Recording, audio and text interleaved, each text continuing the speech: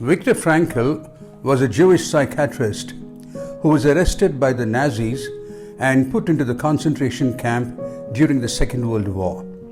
The concentration camps run by the Germans during the World War II treated the prisoners very cruelly, killing millions of Jewish people. Anyone who was sent to the concentration camp was almost sure to die. They were put to hard labor. They were just given one or two slices of bread, sometimes some watery soup. If anyone was found to be too old or in a condition not able to take hard labor anymore, he was sent to the gas chamber to be put to death. Therefore, even the sick kept working. They were not properly clothed in the biting cold, and with very little food to eat, people became skinnier by the day. To sleep, they just had bunkers fitted with wooden boards, 8 feet by 6.5 feet, on which 9 inmates were fitted to sleep, stacked one against another with hardly any space to move.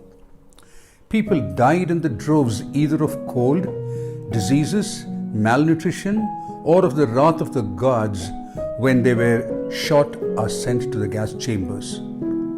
Adding to this cruelty were capos, cruel prisoners elevated as supervisors, who sometimes were more brutal than the guards themselves. These capos received privileges for the role they played. In a condition such as this, the desire to live for the next hour was a challenge. But Viktor Frankl observed that many of the prisoners had the tenacity to somehow wanting to survive. As a psychiatrist, his observation found that those who had a reason beyond the barbed wires gave themselves the meaning and purpose to see beyond their sufferings. This could be a family that they felt was waiting for them, a beloved wife or a daughter, or some saw they had a cause to be fulfilled. Some of them for the belief and trust they had in God.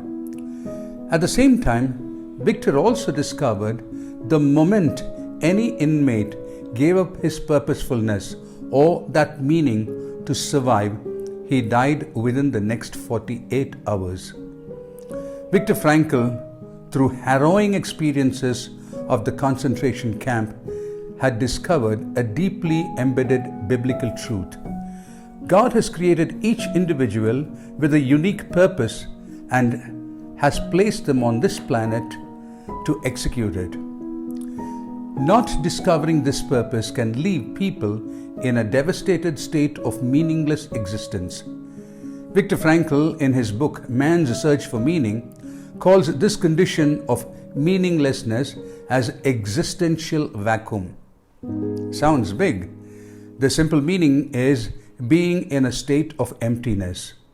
He says this could lead to 3 reactive behaviors: deep depression, suicidal tendencies, or indulgence in pleasure such as drug, sex, etc. Today, it can also add addictions such as pornography, social media, gaming, and so many other things. If people in that devastating conditions of the concentration camp could find meaning and purpose to sustain them, the question turns to us. With all the safety and security around us, how are we managing our lives? Is your life empty or driven by purpose? When you wake up every morning, is there a purpose that beckons you to a purposeful day, or you wake up to a day of routine with no meaning? Do you keep thinking, what on earth I am here for? The answer to this could be the most rewarding experience of your life. As a youth with a vast lifespan stretching ahead of you for another 5 to 6 decades, what footprints are you going to leave? Is your life packed with energy and hope to leave your mark on this planet, or is your life haunted by fear, depression, anxiety, enslavement to addictions of different types? Whatever way you interpret your presence on earth, as be encouraged. In the first place, you are not a biological accident on this planet. You are not one of the crowd. You are unique, and God has a unique purpose for your life. In fact, the investment made on you by God is so big, you will be thrilled beyond words to discover it. Now listen to this prayer psalm, which King David, a prophet, is having in conversation with God. Thank you for making me so wonderfully complex. Your workmanship is marvelous. How well I know it. You watched me as I was being formed in utter seclusion, as I was woven together in the dark of the womb. You saw me before I was born. Every day of my life was recorded in your book. Every moment was laid out before a single day had passed. Taken from Psalms 139, verse 14 to 16, New Living Translation. The love and care God has invested in you is amazing.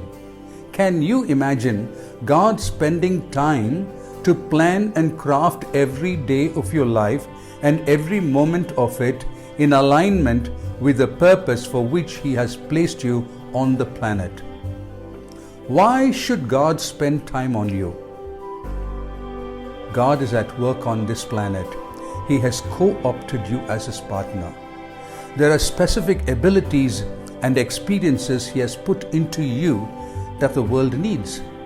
St. Paul says, "For we are God's masterpiece. He has created us anew in Christ Jesus so we can do the things He planned for us long ago." Taken from Ephesians chapter 2, verse 10. Consider this example. When you order for a mobile phone and when the package arrives by courier, you are all excited. With a lot of joy and anticipation, you do the unpacking. It is a new phone and it is a beginning for you. But think for a moment. To the manufacturer, he saw all that will be expected from this mobile right from the beginning. He saw the end use of it in your hand from the beginning. He programmed and packaged all that you will need into this operating system and the added apps. Do you know this is what God has done with you? The day you were born, you were the package that arrived from heaven as a gift to this planet. You were sent to this planet as a design of God to fulfill certain specific mission on earth. Now let me give you an example. Think of this world, how it could be if the following people just came in and left without their God-given purpose being fulfilled. St. Paul, Isaac Newton, Thomas Alva Edison. What would have happened? The good news of Jesus would have remained within Israel. Our houses will have no electric bulbs and the roads will have no street lights. We would not have known what is gravity. We wouldn't have cars on the road and airplanes on the sky, just to mention a few. The comforts that you enjoy in your life are the mission fulfillment of so many. Coming back to your purpose, God says, declaring the end from the beginning, "My counsel shall stand, and I will do all my pleasure. I have spoken it, I will also bring it to pass.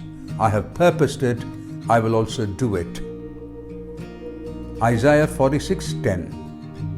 God had already seen your end purpose on this planet right from the beginning and has equipped you for that purpose. Just as your mobile arrived ready to use, God has also placed you on the planet equipped for His purpose. Every moment of your life is important. Do not waste it. In the coming episodes, we will see how to discover your purpose and fulfill it. Remember, there are two important days in your life: the day you were born and the day you discover why you were born. 3 reasons you are important for this planet. God has purposed you. God has equipped you. You are God's masterpiece. God bless you.